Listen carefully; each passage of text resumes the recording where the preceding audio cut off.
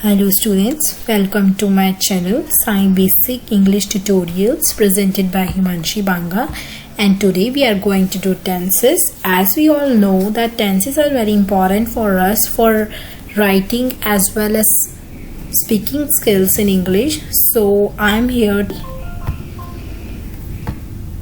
Tenses are basically of three types: present, past and future. In schools, we are just be taught in the way that there is first past, then present and then future. But now I have adjusted in this sequence so as to make you clear about all the rules and correlate it with each other. So मैंने इसलिए ये जो present, past और future है इनका sequence school के sequence से थोड़ा अलग रखा है. तो आप इसको ध्यान में रखें कि सबसे पहले हम present पढ़ेंगे एंड देन पास्ट पढ़ेंगे एंड देन फ्यूचर पढ़ेंगे. ठीक है. So next is your present tense. ठीक है. सो प्रेजेंट टेंस आज हम इसके पहले बेसिक पढ़ लेते हैं. प्रेजेंट टेंस का फर्स्ट हम पढ़ेंगे. सो सबसे पहले तो ये बात है कि प्रेजेंट टेंस जो है वो आगे 4 टाइप का होता है. सबसे पहले indefinite, then continuous, then perfect and then perfect continuous. सबसे पहले इंडेफिनिट होता है जिसको हम सिंपल भी बोल देते हैं, देन कॉन्टिन्यूअस होता है, then perfect and then perfect continuous. Same sequence past tense में भी फॉलो होता है. पास्ट टेंस में सबसे पहले इंडेफिनिट होता है, ठीक है, जिसको हम सिंपल भी बोल देते हैं. फिर सेकंड कॉन्टिन्यूअस होता है और उसके बाद परफेक्ट होता है और उसके बाद परफेक्ट कॉन्टिन्यूअस होता है. ठीक है. सो उसके बाद हमारे पास आएगा फ्यूचर टेंस. फ्यूचर टेंस में भी ये सेम सीक्वेंस ही होता है. सबसे पहले उसमें भी होता है इंडेफिनिट जिसको हम सिंपल बोलते हैं, then continuous, then perfect and then perfect continuous. So ये sequence past, present and future तीनों में ये सेम रहता है कि जो तीनों हैं ये 4 टाइप्स के ही होते हैं. सबसे पहले indefinite, then continuous, then perfect and then perfect continuous. ठीक है. सो आज हम जो है वो पढ़ेंगे. सबसे पहले we are going to start with present tense. And present tense को आगे करने के लिए मैं आपको कुछ बेसिक चीज बता देती हूँ जिसको आप इजीली समझ सकते हो और उसके आगे आपको समझना बहुत इजी हो जाएगा.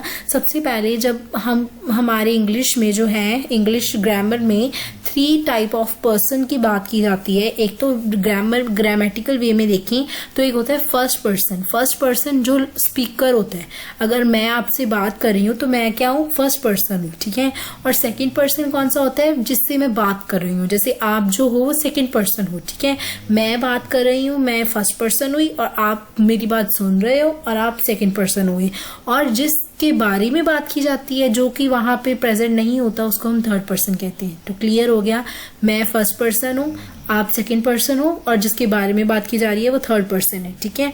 तो फर्स्ट पर्सन जो है उसको इंग्लिश में जब हम सिंगुलर की बात करते हैं, जब मैं अकेली मेरी बात करूंगी तो आई शुड यूज आई. ठीक है.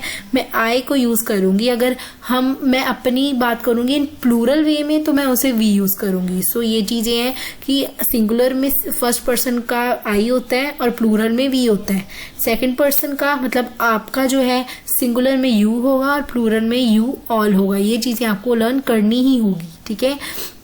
थर्ड पर्सन अगर जिसके बारे में हम बात कर रहे हैं जो कि उस टाइम पे हमारे पास नहीं है तो हम उसको ही, शी, इट से बोलेंगे. अगर वो सिंगुलर में है, अगर वो प्लूरल में है तो हम उसे दे बोलेंगे. तो ये चीजें जो थी आपको माइंड में रखनी थी. ठीक है. सो आज हम सबसे पहले हमारा वॉल्यूम 1 में हम प्रेजेंट टेंस सारा मतलब पढ़ेंगे.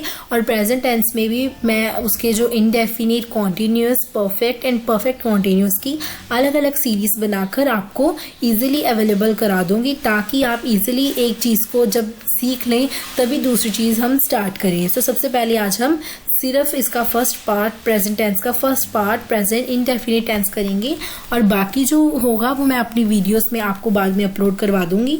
तो सबसे पहले हमारे पास आएगा प्रेजेंट इंडेफिनिट टेंस. ठीक है.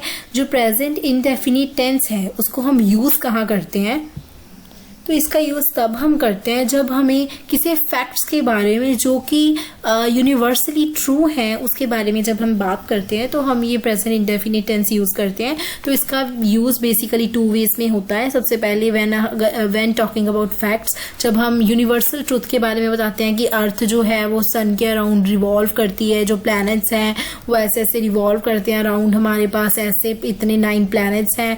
ऐसे जब भी हम ऐसे बात करते हैं तो जब भी हम फैक्ट्स के बारे में जो कि यूनिवर्सली ट्रू हो उनके बारे में बात करें तो हमेशा हम प्रेजेंट इंडेफिनिट टेंस का ही यूज करते हैं।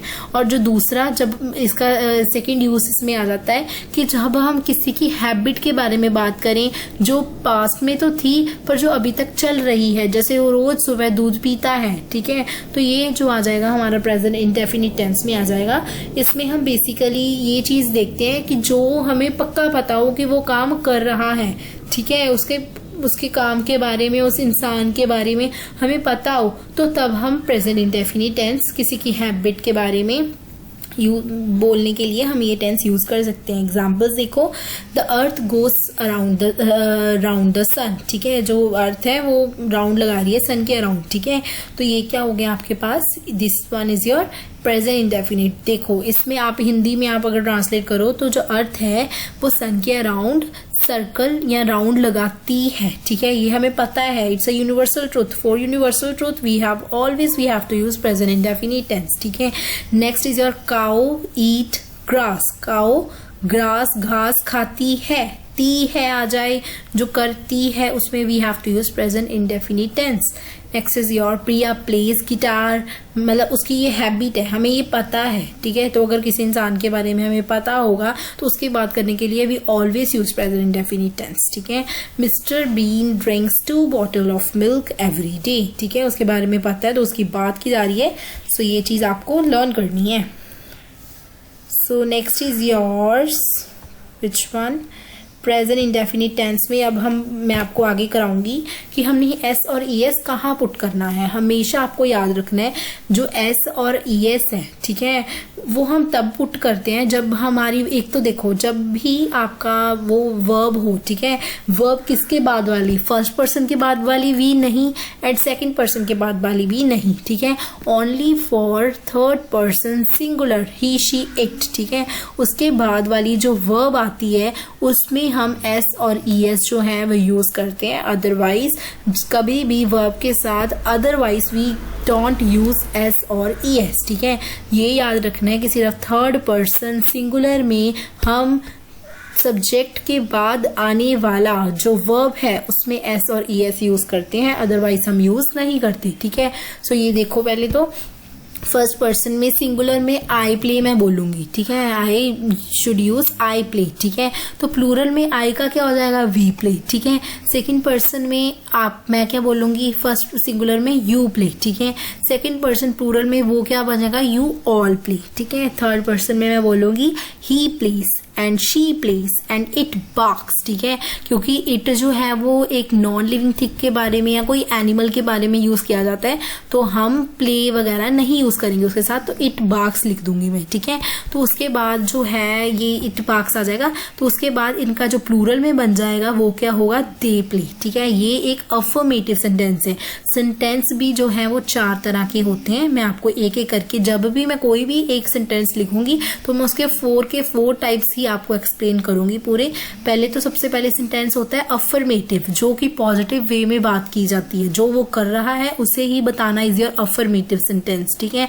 और नेगेटिव सेंटेंस होता है कि जो वो उसका जो भी आपका सेंटेंस है जब हम उसमें नेगेटिव डाल देते हैं या उसमें नॉट नो का यूज कर देते हैं तो वो नेगेटिव सेंटेंस बन जाता है। और उसके बाद अगर हम उसी सेंटेंस में से क्वेश्चन पुट करवा देते हैं तो वो इंटेरोगेटिव बन जाता है। और अगर हम उसी सेंटेंस में से क्वेश्चन तो पुट कराते हैं पर नेगेटिव वे में करवाएं तो वो इंटेरोगेटिव नेगेटिव बन जाते हैं। तो इस तरह से हमारे सेंटेंस जो है वो 4 टाइप्स के होते हैं, अफर्मेटिव, नेगेटिव, इंटेरोगेटिव, नेगेटिव, ठीक है। तो जब भी मैं कोई भी सेंटेंस की बात करूंगी तो मैं ये चारों ही आपको एक्सप्लेन करवा दूंगी। तो सबसे पहले आपको ये क्लियर होना चाहिए था कि person is your 3 kind, first, second and third. पहले में यू, फर्स्ट पर्सन में आई, उसका प्लूरल वी, सिंगुलर में उस सेकंड पर्सन का आ जाएगा यू, थर्ड में आ जाएगा ही शी इट, एंड प्लूरल में भी आप देख सकते हो कि इसका यू ऑल होता है और उसका दे होता है, ठीक है। सो ये आपका हो जाएगा। और एस और एस कब लगनी है, जब थर्ड पर्सन के सिंगुलर की बात की जाए, उसकी जो वर्ब आएगी उसके साथ ही लगनी है, अदरवाइज नहीं लगनी। ये चीज आपको लर्न होनी चाहिए थी। सो नेक्स्ट इज योर, देखो इसके बाद जब हम नेगेटिव सेंटेंस की, अब मैंने आपको पहले कराई थी अफर्मेटिव सेंटेंस, अब मैं आपको उसी सेंटेंसेस का नेगेटिव बनाकर नेगेटिव सेंटेंसेस के बारे में बनाऊंगी। जो भी चीज है, ठीक है, उसमें देखो पहले तो आपने सिर्फ डू लगाना है, ठीक है। जब हम किसी का काम करता है, आता है, तो वी ऑलवेज यूज डू, ठीक है। तो ये जो पहले आपने सेंटेंस पढ़े थे जो अफर्मेटिव सेंटेंस थे, ठीक है, उसमें क्या था कि उसमें ये जो अफर्मेटिव सेंटेंस मैंने आपको पढ़ाए थे उसमें I play, we play, you all play, इसमें डू छुपा हुआ था, ठीक है। और जब हम इंटेरोगेटिव या इंटेरोगेटिव नेगेटिव या हम ओनली नेगेटिव बनाएंगे तो वो जो डू होगा वो बाहर निकल के आ जाएगा, ठीक है। तो ये चीज आपको लर्न करनी है कि जो प्रेजेंट इंडेफिनिट टेंस है उनमें अफर्मेटिव में जो डू होता है वो नहीं आता, पर वो छुपा होता है, वो हिडन होता है। और जब हम वही सेंटेंस को अफर्मेटिव की बजाय नेगेटिव इंटेरोगेटिव या इंटेरोगेटिव नेगेटिव में प्रेजेंट करते हैं तो उसमें जो डू होता है, जो अफर्मेटिव में छुपा हुआ था, वो बाहर आ जाता है और वही डू से हमारे सेंटेंस जो है वो कंप्लीट होते हैं, ठीक है। सो फर्स्ट पर्सन में आई डू नॉट, उसमें क्या था आई प्ले, और उसका इसका नेगेटिव में क्या बनेगा आई डू नॉट प्ले। ऐसा नहीं आप लिख सकते कि I not play, I do not play, ठीक है। ये आपको रूल है, ये आपको एज इट इज लर्न करना है। इसमें भी यही चीज है कि जब भी थर्ड पर्सन सिंगुलर में आप थर्ड पर्सन की बात करोगे तो उसमें आपको ही शी इट के साथ आने वाली वर्ब में एस और एस का यूज करना है डू के साथ, अदरवाइज आप डू का ही यूज करोगे। आप बाकियों में फर्स्ट और सेकंड पर्सन में डू के साथ एस और एस नहीं लगाओगे, आप सिर्फ थर्ड पर्सन के साथ ही जो ही शीट के साथ वाला डू होगा उसमें एस और एस लगाकर डज बना दोगे, ठीक है। एस जो है वो बहुत, एस तो वैसे लगता ही नहीं है, एस सिर्फ दूसरी वर्ब्स में लगता है, डू के टाइम तो हमेशा डज ही बनता है, ठीक है। तो फर्स्ट पर्सन में आ जाएगा I do not play, we play का आ जाएगा we do not play, you play का आ जाएगा you do not play, you all play का आ जाएगा you all do not play, ठीक है।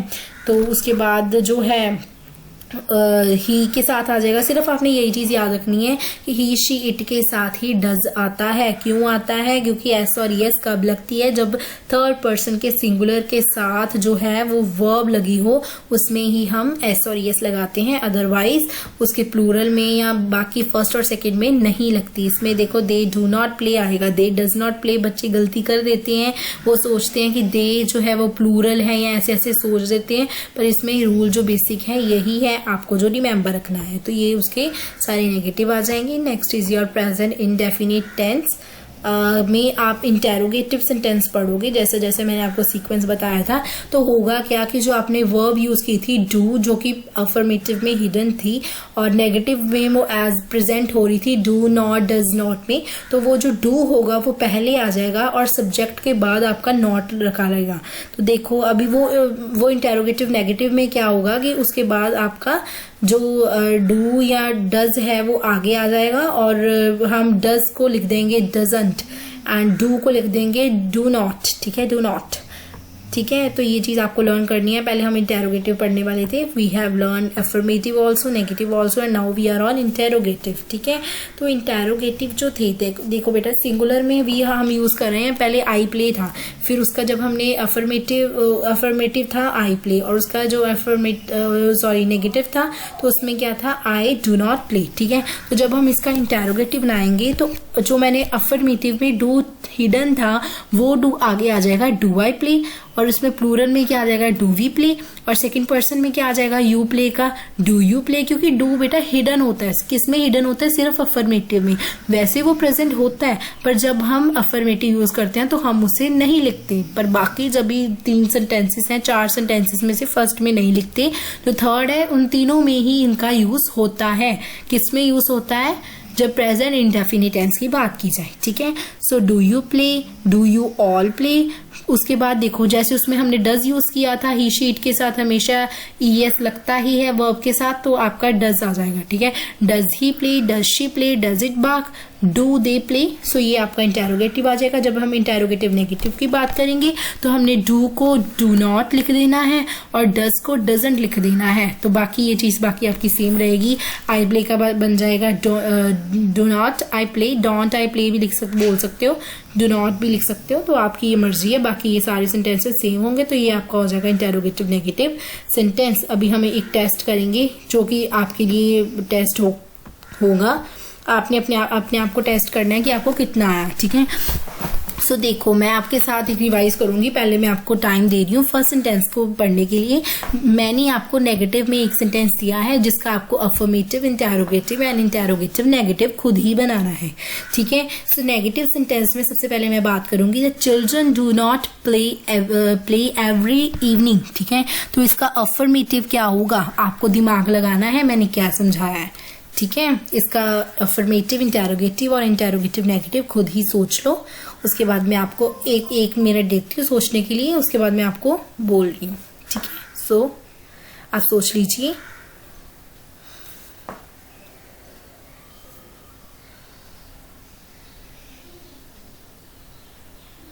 सो यस, इसका जो नेगेटिव आपको मैंने दे रखा है the children do not play every evening, इसका जो अफर्मेटिव आएगा वो आएगा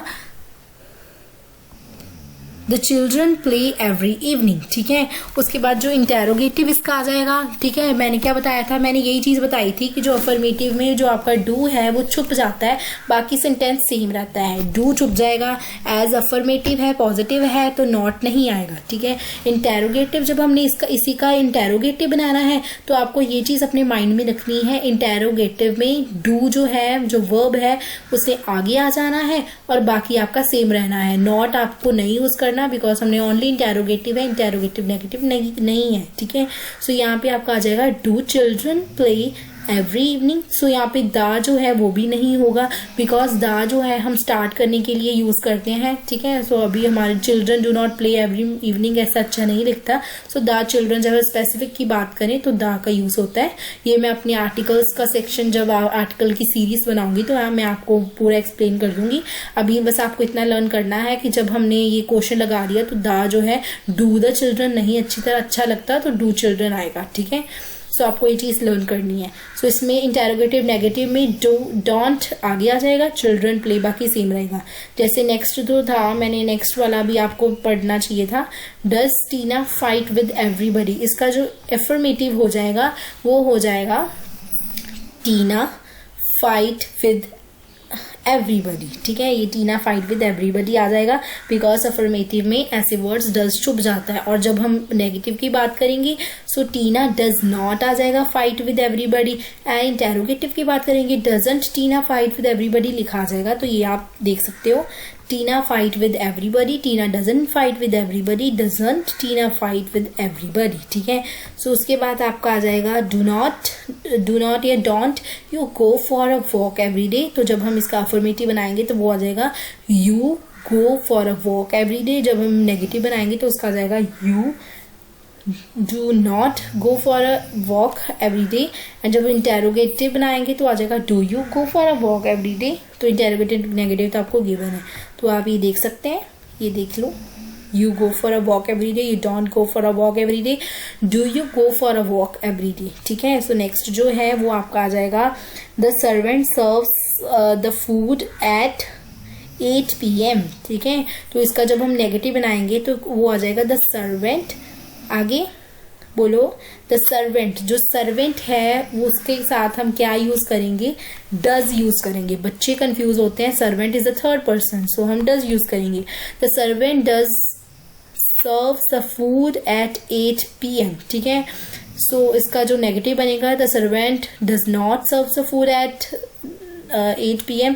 एंड जो इंटेरोगेटिव बनेगा does servant serves the food at 8 PM। And जब इंटेरोगेटिव नेगेटिव की बात करेंगे तो क्या बन जाएगा, doesn't servant serves the food at 8 PM। ये देख लीजिए आप। ठीक है, डज द सर्वेंट ऐसे, तो आप दिमाग में रख लीजिए। The servant serve the food, the servant doesn't serve the food. देखो बेटा, जब हम चिल्ड्रन की बात की जाए तो चिल्ड्रन जो था वो प्लूरल था, ठीक है, सो स्पेसिफिक जो था वो नहीं था, ठीक है। तो जब हमने उसमें से क्वेश्चन बनाया या इंटेरोगेटिव नेगेटिव बनाया तो हमने उस दा को जो है वो मतलब उसको ख़त्म कर दिया, उसे डिलीट कर दिया। पर जब हम सर्वेंट की बात करेंगे तो सर्वेंट जो है वो एक सिंगुलर है और उसके बारे में हम पता है हमें, ठीक है। चिल्ड्रन के बारे में बहुत सारे थे, हमें नहीं पता था। सर्वेंट सिंगुलर के बारे में बात की जा रही है तो वो बहुत ही ज़्यादा स्पेसिफिक हो जाएगा, इसके लिए हम दा जो है इंटेरोगेटिव और इंटेरोगेटिव नेगेटिव में नहीं रिप्लेस करेंगे। तो ये चीज़ आपको दिमाग में रखनी है। The servants of the food at 8 PM को ऐसे हम लिख लेंगे, ठीक है। तो नेक्स्ट वन जो था आपका वो आपका आएगा डज आंट, यहाँ पे लिख देती हूँ मैं आपको, does aunt Sheela help the poor. Does aunt Sheela ये आपको आई थिंक नहीं अवेलेबल होगा, तो मैं आपको इधर लिख देती हूँ। इसको मैं आपको थोड़ा इजी कर देती हूँ।